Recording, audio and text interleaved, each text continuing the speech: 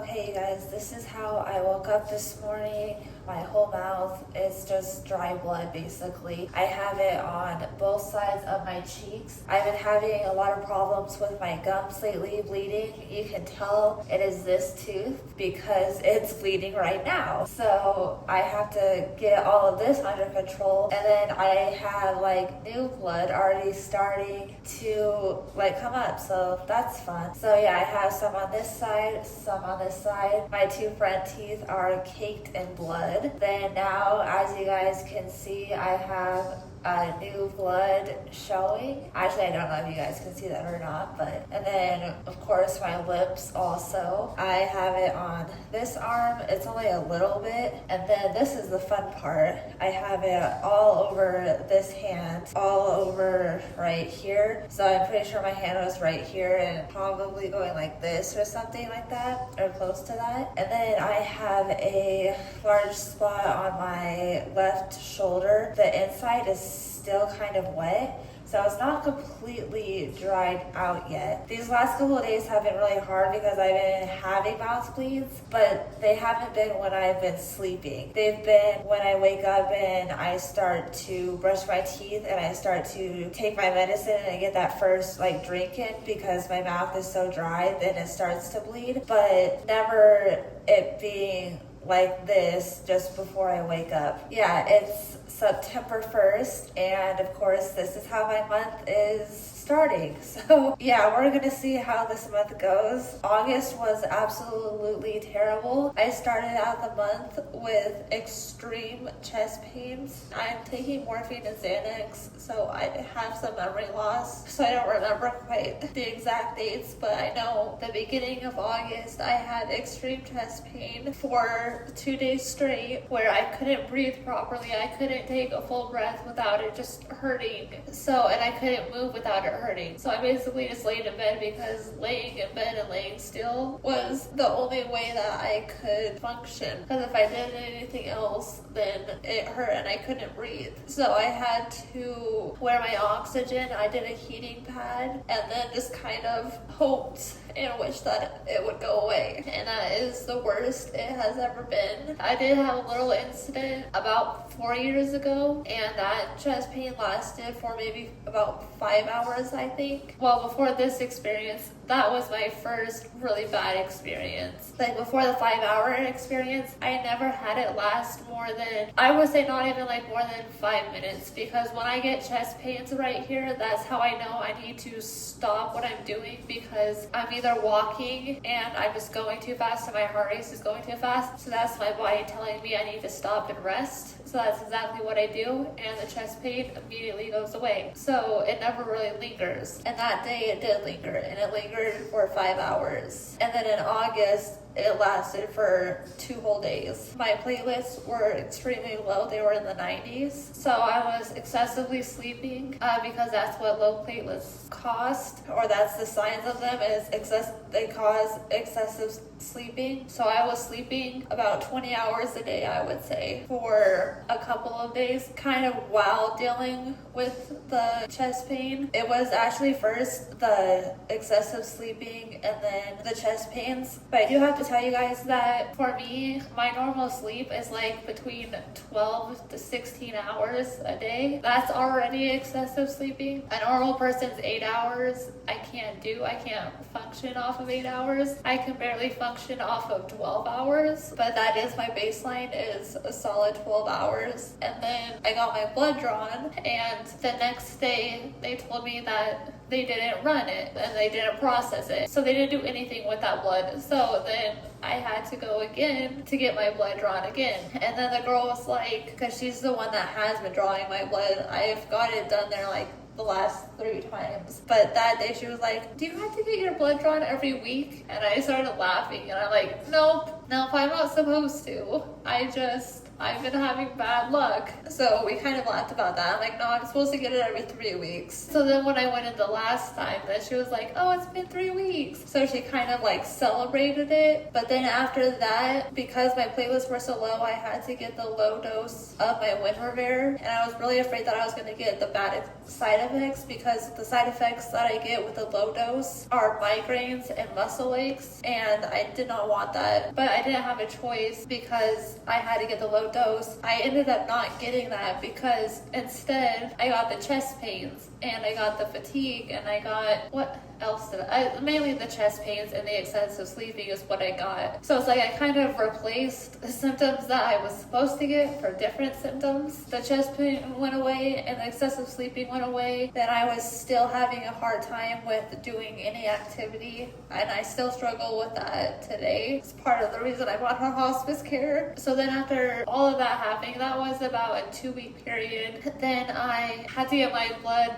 redrawn. So then when I got my blood redrawn, my platelets were at 152. So then I was really happy because that meant I could get my regular dose of Winrevair and I don't get side effects at that dose. So I was really happy that day. Then I got mouth bleeding and that hasn't happened since January. And today was actually kind of like the first bad day. Like, I thought the bad day happened a couple days ago, but this is when I woke up and looked like this. Anyways, a couple days ago, I woke up, then I came into the bathroom, and then my mouth just started bleeding. And then to resolve that, I used mouthwash. I have some salt water, very fun. Then I have this pen, and it's really just an oral anesthetic, so it just makes my mouth numb. So I don't know exactly why that works, but it works. It's really weird. But then I had a prescription from my doctors in Denver from the last time. I only had a little bit left in there, so the first day that it happened,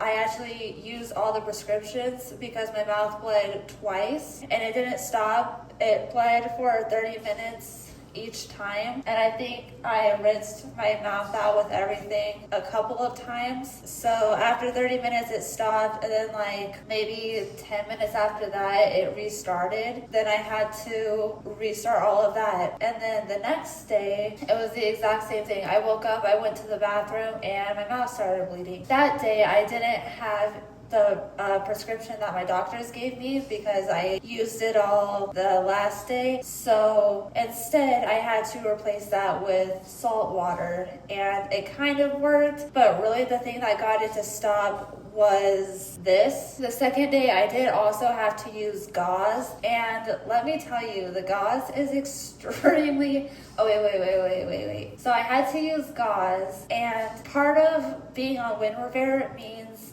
you have really thin blood, so it's hard for your blood to clot. So having the gauze in my mouth, then my blood trying to start clot, it felt really weird. I explained it to my therapist as it was like almost like slime in my mouth, and it was weird. Like, I was just like picking out blood because it would kind of clot but not really clot. It was weird. I did not like that feeling at all. Anyways, I finally got that to stop, but that also took around 35 minutes as well. So I had mouth bleeding for 2 days. Then I got my Winrevair shot, and I got the full dose because my platelets were high enough. Like I said, they were at 152, so I got the green light to get the full dose, and I was so excited because I thought that my symptoms would stop. Clearly they haven't. The day I got the dose, I had so much anxiety when my hospice nurse came and the minutes leading up to my hospice nurse coming, and I actually kind of had an anxiety attack, and when she came, I had to start taking deep breaths just to calm myself down because the shots, they have now started to sting, pinch, and burn. I haven't really got the burn effect for the last couple of months, but I have gotten the pinching. That has been the most consistent. Every single time I get a shot, it's now pinches. And then I think the last time it did sting for a couple of seconds too. This time it just pinched, but still like that pinching, 9 out of 10 pain. It hurts really bad. That says a lot, saying a 9 out of 10, because I have have a chronic illness, so I'm in and out of hospitals, and I get my blood drawn every 3 weeks. So I have a very high pain tolerance. So when I say I'm in pain or my symptoms are unbearable or my symptoms are noticeable, it would be to a regular person's like extreme. So when a chronic illness person says their pain is like above a 8, it's really bad. So I got that shot and I was so excited because I'm like, finally I'll be okay, but I wasn't. After that shot, I started getting headaches and muscle aches. So I basically got what I thought I was going to get the first time. Those are the side effects that I normally get at that lower dose, not the higher dose. So in my mind, I kind of thought like, for me, I traded in my normal symptoms, which were supposed to be headaches that could turn into migraines and body aches. But instead, I changed those for chest pain and extreme tiredness. Yeah, so they flip-flopped. So for the last couple of days, I've been dealing with muscle aches and headaches, and I've had to take a lot more morphine. And just cherry on top, I also started my period a couple of days ago too. The day that my mouth bled, I started my period. Then today, my mouth bled again, and I thought that that was going to stop, but we'll see if it continues or not. And with the chest pain starting, my anxiety has been really bad, and I think my depression has gotten a little worse because I've been zoning out a lot lately because I've been having just intrusive thoughts and bad thoughts, just racing thoughts. So it's gotten to the point where I have to be doing something, I have to be listening to something, because as soon as I stop listening to something, the thoughts start coming in and they start racing, and they're not very good thoughts. Because with the chest pain, I honestly thought that I could die from this because it was so bad, and I've never had that before. And in my mind, that's kind of how I picture that I die. So it's really scary when it actually happens in real life and not just your dreams, because this disease is what I'm gonna die from, and my lung is caved in, so my heart has to pump harder for blood to get through my body. My legs, especially my feet and my legs, are normally always some color of purple. They're not a normal skin tone. And then sometimes my arms will be a different color of my hands, and sometimes maybe my face. So really the only places that are ever my normal skin color are the areas around my chest, and that's just because the areas that are closer to my heart. So I know that for pulmonary hypertension, the heart muscle gets just tired of having to pump harder, so your heart will slowly just stop pumping, and that's how it goes. You go into heart failure. And I've also read like the younger you die, the more painful it is, because your body is not like, you're not supposed to die. So the older you get, the more less it's painful. If it's a natural like death, that's why old people die really easily, because their body is starting to shut down. But at 25, my body is not doing very well, but because of my age, it's going to be harder for my body to shut down because I'm too young and I'm not supposed to die. So I always think that I'm going to be laying in my bed and I'm going to get chest pain, and then it's just going to slowly, my heart is probably going to start racing, and then it'll go from that to slowly starting to stop. But I fear that I'm going to be in chest pain the entire time. So having that experience was really bad and really scary. So my anxiety has been bad because of that. So in order to go to sleep some days, not every day, I've had to take the short-acting morphine and then also the Xanax, because I've also been having some muscle aches as soon as I lay my whole body down and try to start going to sleep. Now, every single day, just for my regular medicine, I take my PAH medication, then I take a lorazepam and a long-acting morphine to prevent those body aches and to prevent me from waking up with body aches and also going to sleep with body aches. A handful of times I did have to even take the short version of those pills because it was just too bad, and I needed to have those come in faster so that I could fall asleep faster, because my mind would have just gone crazy and I would have stayed up longer harder because my body would have been hurting, my mind would have been racing, and those two combinations are terrible. So I started to also space out a lot more and having trouble completing tasks. And I told my therapist about this yesterday, and one of the things that I said to her was, one day I was taking my medicine. I don't know why, but instead of just taking my medicine on my bed, I had to go to the bathroom really bad. So I went to the bathroom, and then I do have a stool here so I can sit down and do my night routine because I can't just stand here. So then I was sitting on the stool, and it took me 45 minutes to take about 5 pills, because I would take a pill, then I would kind of start thinking about random things, zone out, and then I would, reconnect, and then take another pill, the exact same thing. And then I looked at my phone, and it was 45 minutes just to take my medication. I didn't even do anything else. So then I still had to brush my teeth. So then I quickly brushed my teeth after that. Then I took my dog out to the bathroom, and then I went back to my bed. And that whole process took an hour. That whole process normally takes me 20 minutes. That was just an extreme version of me spacing out, or I guess kind of like the longest I've ever spaced out, really. But I've been spacing out a lot more and having trouble concentrating and completing tasks. Sometimes I'll even just be, I've been playing on my phone, and I'll play a game on my phone, and 5 hours will pass, and I'll be like, what the heck? It's this time? I thought it was this time. And it's crazy. I will be playing on my phone, and then I will get distracted by a thought maybe, and then my mind will zone out. And my mom has came into my room, and I've been spaced out, and she's actually scared me a couple of times, because then I'm like, I was zoning out. I was not prepared for somebody to walk in, like I wasn't conscious. So that has also happened a couple of times. After saying all of this to my therapist, she asked me if I was disassociating, and I said no, I wasn't. But now I'm like, maybe I was. I'm not really sure, but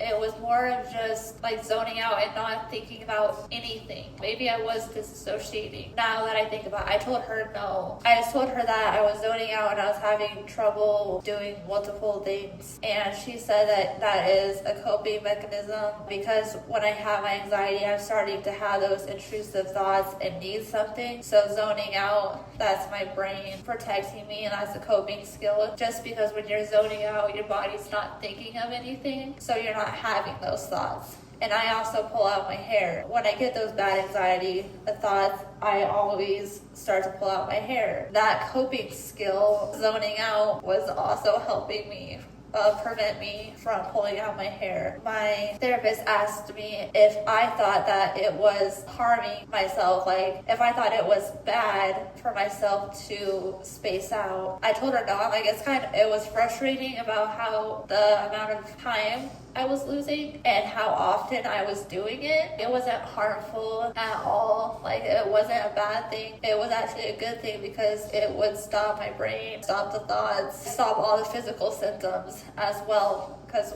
you zone out, you don't think anything, you don't feel anything. So she told me that for some patients, if they think it's harmful, then she could give you other ways or other strategies to do to get you not to zone out. But she said with me, in this particular situation, and me telling her that I don't think it's a bad thing, she told me that she will be okay with me zoning out, and it's okay because my brain's protecting me. It's kind of shutting my mind off, shutting my body off, and just allowing me some peace. And it's also lowering my heart rate, so it's kind of protecting me in all ways, or in all these things. So as annoying as it is of how many times I'm zoning out and how long it's taking me to complete tasks, I am also thankful for it, because it gives my body a break, and it gives my body a much needed break. And my therapy was yesterday, so that was my month of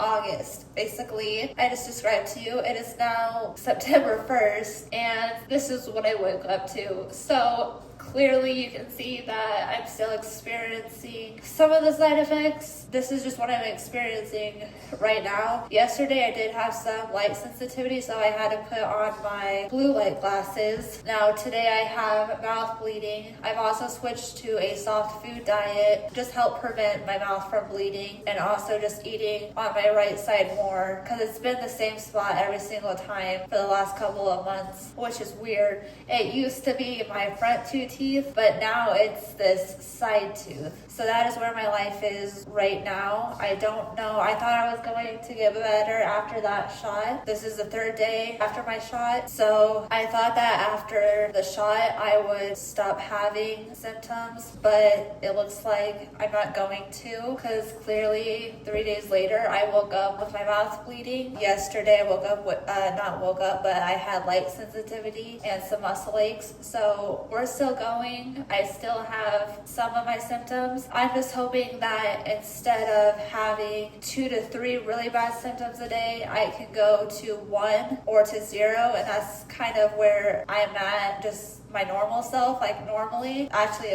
I don't really have a no symptom day.